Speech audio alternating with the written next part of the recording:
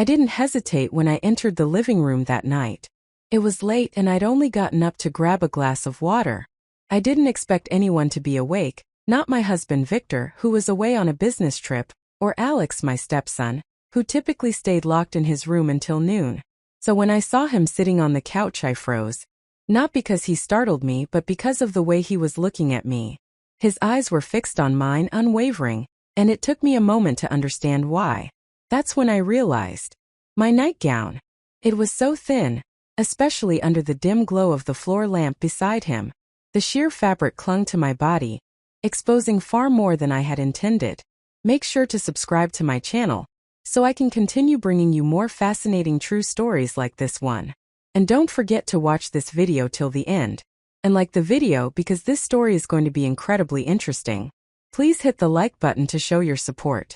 Alex, I managed to say, my voice softer than I had meant it to be. He didn't respond, his gaze drifting over me in a way that made my stomach tighten. Not out of discomfort but something far more dangerous. I instinctively gripped the neckline of my gown, suddenly feeling exposed, but it was too late. The look in his eyes said everything. I quickly turned, muttering something about needing water, but my hand shook as I grabbed the glass. His presence in the room still lingered, unspoken and heavy. When I glanced back, he was still watching me, his expression unreadable yet intense enough to steal my breath away. That was the moment everything changed.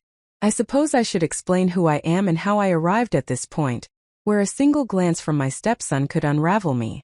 My name is Margaret, a name that feels too elegant for the mess I've made of my life. I'm 53, married to Victor Hallworth, my second husband. He's a man of reliability, but that reliability doesn't extend to our personal life. When I married him 10 years ago, I believed I had finally found stability after years of struggling as a single mother. My first husband left me with little more than debt and heartbreak, and Victor offered me the security I'd been craving. But security isn't the same as love, and over time our marriage became more of a partnership than a romance. Victor travels often, leaving me in a vast empty house, surrounded by expensive furniture, but lacking warmth. I tried filling the emptiness with hobbies, gardening, painting, but even that feels like just going through the motions. I've become a fixture in my own home, a woman who fades into the background unnoticed. That is, until Alex came back. He's 24 now, freshly graduated, and home for the summer while he figures out what's next. I've known him since he was a teenager, polite, quiet, and always a little distant. But the Alex who returned this summer was different. He carries himself with newfound confidence, and there's a sharpness in his gaze that wasn't there before. He's grown into himself, and for the first time I can't help but notice. I tell myself it's harmless, just a passing thought. But that night in the living room, when I caught him looking at me like that, something shifted. I went back to bed, lying awake for hours replaying the scene in my mind. His gaze lingered, the tension in the air, and the way my body betrayed me, a heat I hadn't felt in years. I told myself it was just a look, a momentary lapse, but deep down I knew it wasn't. That night marked the beginning of something I couldn't yet name, something I wasn't ready to admit to myself. Because when I woke up the next morning, the memory of Alex's stare wasn't something I wanted to forget. It was something I wanted to feel again. The morning after that night in the living room, everything felt sharper. I was hyper-aware of Alex's presence in a way I hadn't been before. His movements around the house, the sound of his voice when he spoke on the phone, even the faint scent of his cologne that lingered in the hall. It was all amplified. I spent the day trying to keep myself busy, scrubbing the counters and reorganizing the pantry, as if cleaning could erase the memory of his gaze.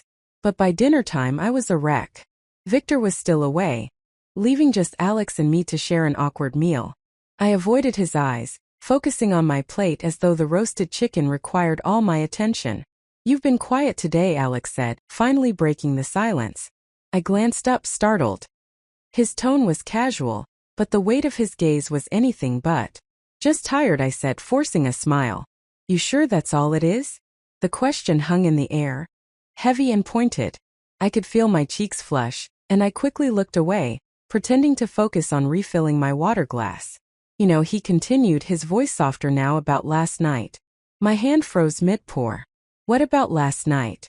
"I didn't mean to make you uncomfortable," he said, leaning back in his chair. It's just I wasn't expecting to see you like that. My pulse quickened. Alex, it's fine. Let's just forget about it. Can you? He asked, his voice low, almost daring. I couldn't answer. Instead, I stood abruptly, gathering my plate. I'm going to clean up. I heard his chair scrape against the floor as he stood and followed me into the kitchen. Margaret, he said, his voice closer now. I turned to face him, clutching the plate like a shield. Alex, stop. He paused, his expression unreadable, then nodded, stepping back. Okay, I'll stop for now. The way he said it, soft but certain, sent a shiver down my spine. The days that followed were a delicate balancing act. Alex didn't push, but he didn't retreat either. He was always there, lingering at the edges of my world, watching, waiting. One evening, a storm rolled in, knocking out the power. Victor was still in New York, and the house felt cavernous and empty as the rain lashed against the windows. I lit candles in the living room, their warm glow doing little to ease the tension simmering between Alex and me. You okay? He asked, stepping into the room. I'm fine, I said, setting a candle on the coffee table. He sat on the couch, his posture relaxed, but his eyes were sharp, tracking my every move. You don't seem fine. I sighed, sitting down across from him. It's just the storm. It makes the house feel lonely. You don't have to be lonely, he said, his voice barely above a whisper. My breath caught, but I forced myself to laugh, brushing off his words. You've been spending too much time reading those dramatic novels. He didn't laugh. Instead, he leaned forward, resting his elbows on his knees. Margaret, we both know what this is. My heart pounded. What are you talking about? This, he said, gesturing between us. I see the way you look at me, and I know you've noticed the way I look at you. I'm not a kid anymore. I stood abruptly. This conversation is over. I turned to leave, but his hand shot out, gently grabbing my wrist. The contact was electric, sending a jolt through my entire body. Margaret, he said softly, his eyes locking onto mine, don't walk away. For a moment I stood frozen, torn between every instinct screaming at me to leave, and the undeniable pull keeping me rooted in place. Please, he murmured, his voice cracking just enough to betray the vulnerability beneath his boldness. That was what undid me. I sat back down, my heart hammering as he let go of my wrist. The air between us was heavy, charged with something I couldn't name. This is dangerous, I whispered. Sometimes danger is worth it, he replied, his voice steady. The first time was tentative, a collision of longing and restraint that neither of us could hold back any longer. It happened in the faint glow of candlelight, the storm outside muffling the sound of our breaths. When it was over, I lay in his arms, staring at the flickering shadows on the ceiling. This can't happen again, I said, my voice trembling. Why not, he asked, his tone calm but firm. Because it's wrong, I said, pulling away. Because of Victor? Victor doesn't deserve you, he interrupted, sitting up. He doesn't even see you, Margaret, but I do. His words sliced through me, and for a moment I couldn't respond. I need time, I said, finally standing and gathering my robe around me. Please. He nodded, his gaze intense. Take all the time you need. I'm not going anywhere. But time didn't make it easier. If anything, it made it worse. The tension between us grew, spilling into every interaction. A brush of hands in the kitchen, a lingering glance across the dinner table, the way his voice softened whenever he said my name. I tried to keep my distance, but it was impossible. Alex had become the center of my thoughts, my pulse quickening whenever I heard his footsteps in the hall. And then one evening Victor called. I'll be home tomorrow, he said, his voice brisk. I've been gone too long. The word sent a wave of panic through me. Victor's presence would shatter the fragile world Alex and I had built, forcing us back into the roles we were supposed to play. After I hung up, I found Alex in the garden, his hands buried in the soil as he tended to the flowers I'd planted months ago. He's coming back, I said, my voice shaking. Alex looked up, his expression unreadable. So what do we do? I don't know, I whispered. He stood, brushing the dirt from his hands as he stepped closer. We don't have to stop, Margaret, we just have to be careful. Careful, I repeated, my voice rising. Alex, this is insane. We're going to get caught. Then let us get caught, he said, his tone defiant. I stared at him, stunned. What are you talking about? I'm tired of pretending, he said, I'm tired of hiding. I don't care what anyone thinks. But I do, I said, tears welling in my eyes. I can't lose everything, Alex, I can't lose you. He cupped my face, his gaze fierce. You're not going to lose me, ever. His words were a promise, but they felt like a warning. That night, as I lay in bed, I couldn't sleep. Victor's impending return loomed over me, and Alex's words echoed in my mind. We don't have to stop, we just have to be careful. But I knew deep down that careful wouldn't be enough. The storm we'd started was already too big to contain, and it was only a matter of time before it consumed us both. Victor returned the next afternoon, carrying his usual air of authority that filled the house. He greeted me with a quick kiss on the cheek, barely looking up from his phone, and gave Alex a curt nod. It's good to have you back, I said, forcing a smile as I took his suitcase. He glanced at me, his brow furrowing slightly. You look tired. Are you sleeping well? I'm fine, I said quickly, turning away before he could see the flush creeping up my neck. Alex said nothing, his eyes fixed on Victor with a calm that betrayed none of the chaos that had consumed us in Victor's absence. That evening I found myself standing at the kitchen sink, rinsing dishes while Victor worked in his office. Alex came in quietly, his presence like a magnetic pull I couldn't ignore. You're going to break that plate, he said softly, gesturing to the one I was gripping too tightly. I set it down, my hands trembling. You need to stop, I whispered, not daring to look at him. Stop what? He asked, stepping closer. This. The way you look at me. The way you linger, I said, finally turning to face him. Alex tilted his head, his eyes locking onto mine. Do you want me to stop? My breath hitched. I didn't answer. His hand brushed mine as he reached for a towel, his touch sending a jolt through me. You don't have to keep pretending, Margaret, not with me. Alex, we can't keep doing this, I said, my voice trembling. But we are, he said, his voice steady, and we will. I stepped back, putting distance between us as footsteps sounded in the hall. Victor appeared in the doorway, looking between us with a curious expression. Everything okay in here? He asked, his tone casual but sharp. Fine, I said quickly, my voice too high. Alex nodded, his face a perfect mask of calm. Just helping with the dishes. Victor lingered for a moment, his gaze flicking between us before retreating back to his office. The tension in the house became unbearable in the days that followed. Victor's presence was a constant reminder of the line Alex and I had crossed. But it also made every stolen glance and whispered word between us all the more thrilling. One evening, Victor announced that he'd invited an old friend over for dinner. David Caldwell, he said, pouring himself a glass of scotch. You remember him, don't you, Margaret?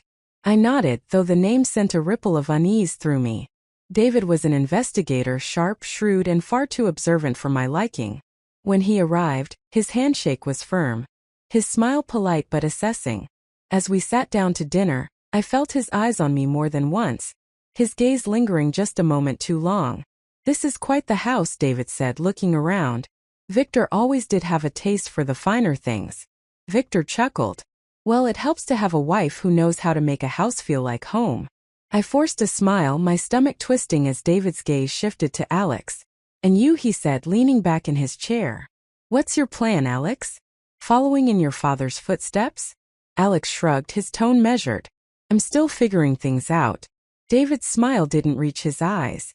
Smart, no need to rush into anything.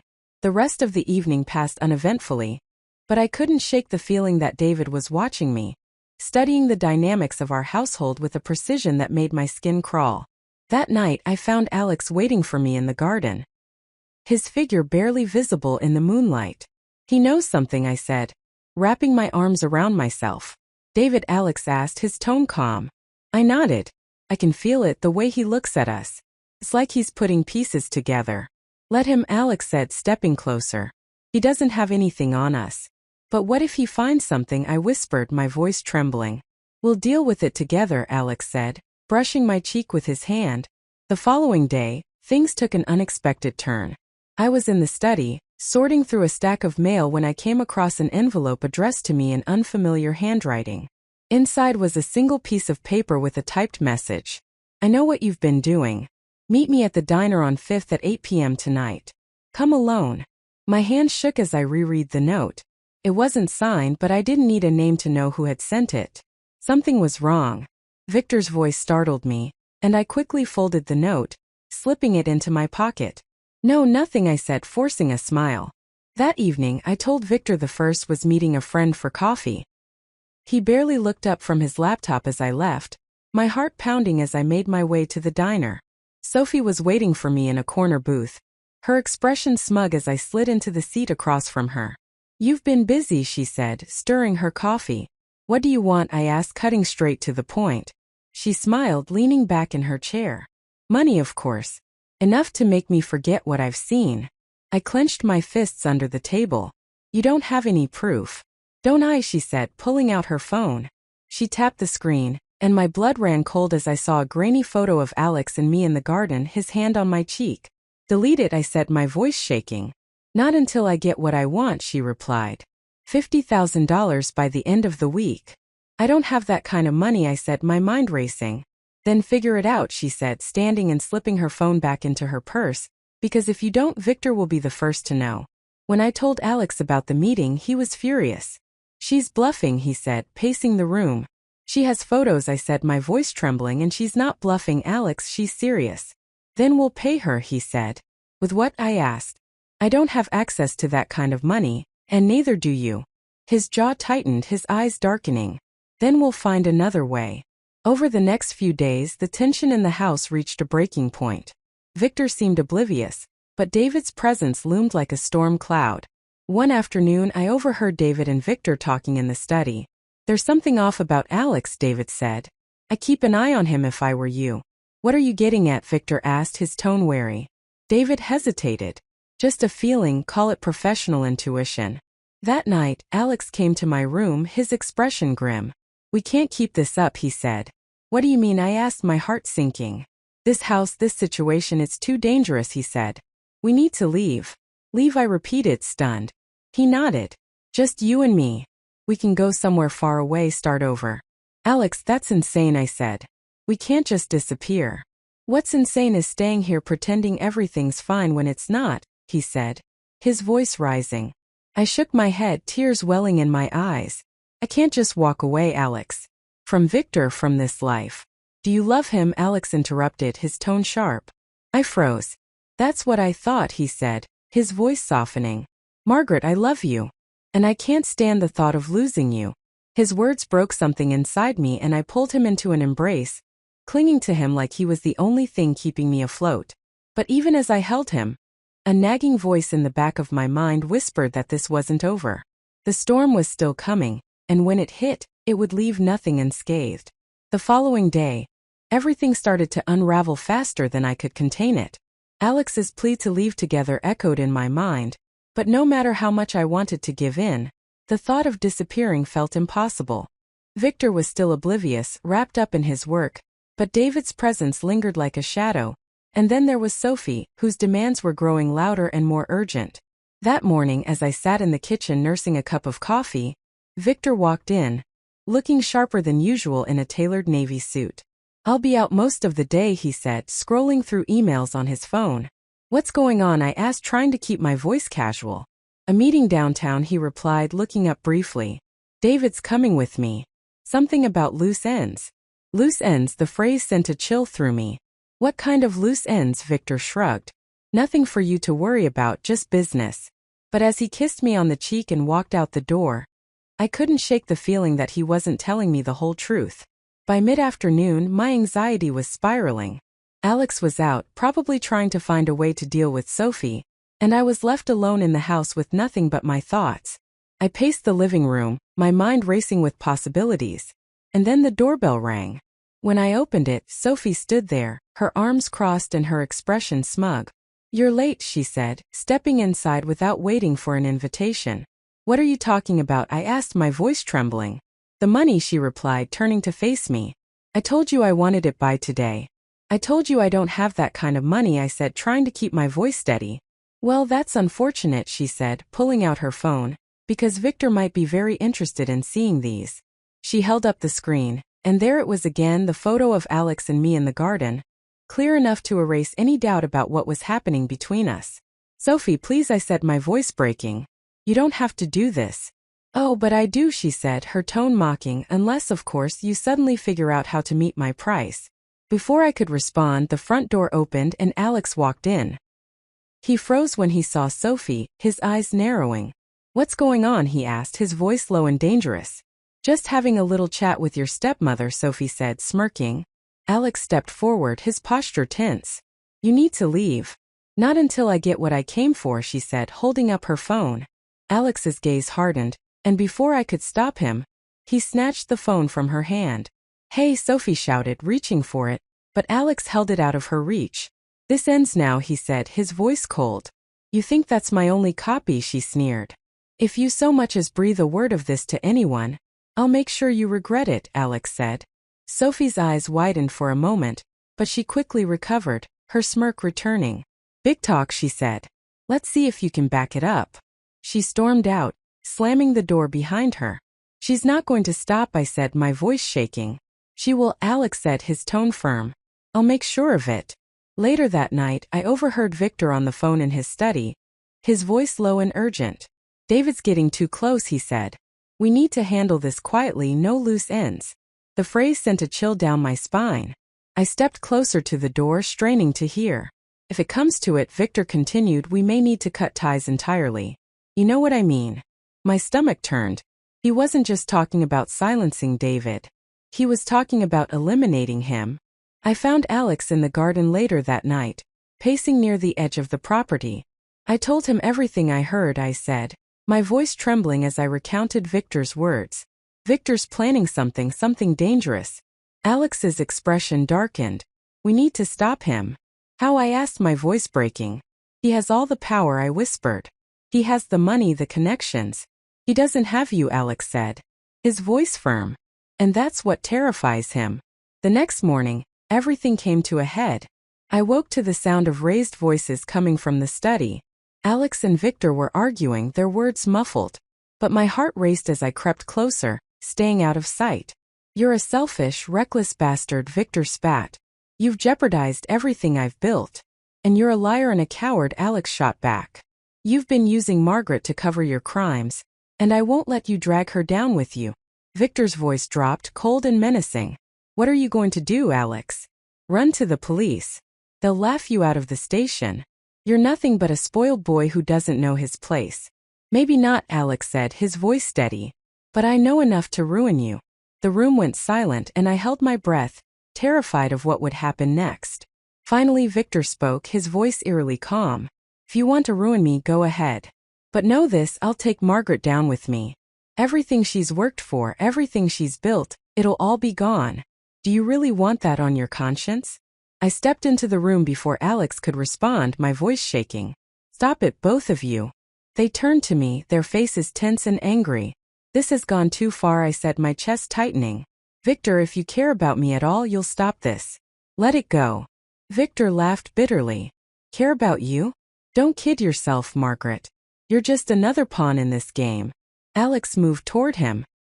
His fists clenched, but I stepped between them. "Enough," I cried out. "I won't let you destroy each other." Victor sneered. "You think you can stop this? It's already too late." Later that evening, Alex and I made a decision. "We have to leave," he said, his voice firm. "There's no other way." I nodded, my heart heavy. "But what about Victor?" I asked. "He'll come after us." "Let him," Alex said. "We'll disappear. He won't be able to touch us." We packed quickly, taking only what we needed, but as we were leaving, the sound of a car pulling into the driveway froze us in our tracks. Victor stepped out, his face twisted with rage as he marched toward us. "Going somewhere?" he asked, his voice cold. "Let us go, Victor," I said, my voice trembling. He shook his head, his laughter bitter. "You think you can just walk away from this? From me?" Alex stepped forward, his posture tense. "We're done, Victor. You've lost." "Have I?" Victor said, his gaze shifting to me. "You think he can protect you, Margaret? He's a boy, playing at being a man. He'll abandon you the second things get tough." "That's enough," Alex said, his voice steady. Victor sneered. "You're nothing, Alex, and she'll see that soon enough." Before Victor could say more, Alex grabbed my hand, pulling me toward the car. "We're leaving," he said. Victor didn't stop us, he just stood there, his expression dark and triumphant as if he'd already won. We drove for hours, the tension between us thick and heavy. I couldn't shake the feeling that Victor wasn't finished, that he'd find a way to drag us back into his web. As we pulled into a quiet motel on the outskirts of a small town, Alex turned to me, his expression serious. "We'll figure this out," he said softly. I nodded, though the weight of everything we'd left behind pressed heavily on my chest. In the end we weren't free, not really. Victor's threat still lingered like a shadow over everything we'd tried to build. But as Alex pulled me into his arms that night, whispering promises of a future where we could finally be happy, I let myself believe, if only for a moment, that we could escape the past. The quiet hum of the motel's air conditioner was the only sound that filled the room as I sat on the edge of the bed, staring at the cheap floral wallpaper.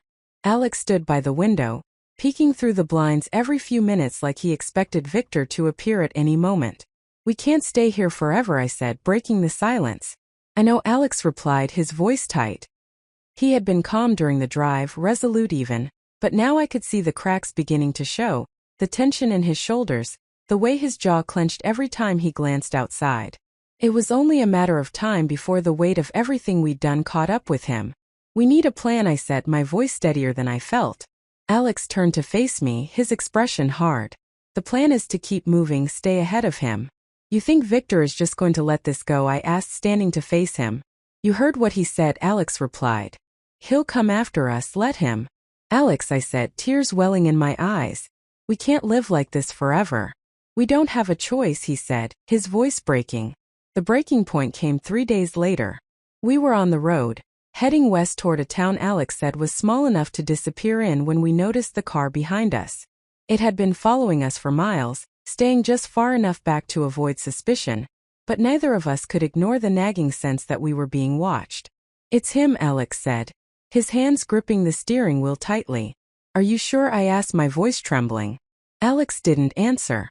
Instead, he took the next exit, weaving through side streets in an attempt to lose our tail.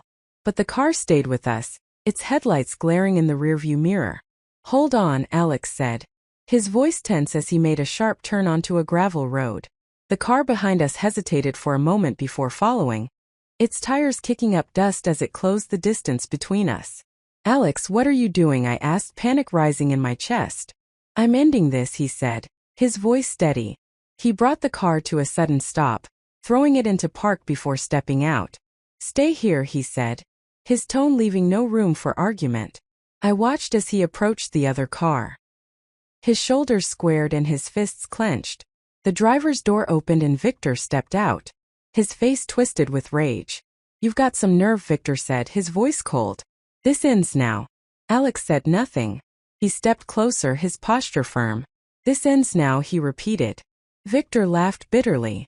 "You think you can threaten me? You have no idea who you're dealing with." "I'm not afraid of you," Alex said, stepping closer. "You should be," Victor said, pulling a gun from his coat.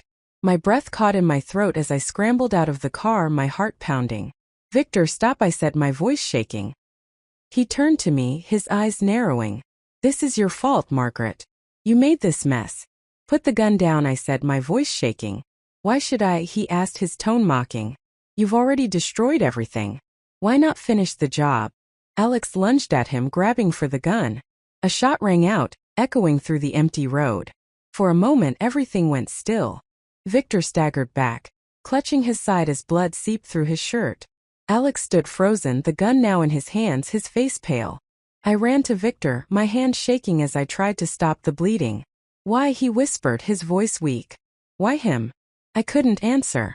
Alex dropped the gun, his chest heaving as he stared at Victor. "He'll live," he said finally, his voice hollow. "We have to go." I nodded, tears streaming down my face as I helped him to his feet. We didn't stay to see what happened next. We didn't stop. We just kept driving, heading toward an uncertain future. And for the first time I truly believed we might just escape. But deep down I knew it wasn't over. Not yet. We drove through the night, the silence between us oppressive. Neither of us knew what to say. But with every mile we left more of our old life behind. The only thing that kept us going was the promise we had made to each other, that we would be together no matter the cost. As dawn broke, we pulled into a small town.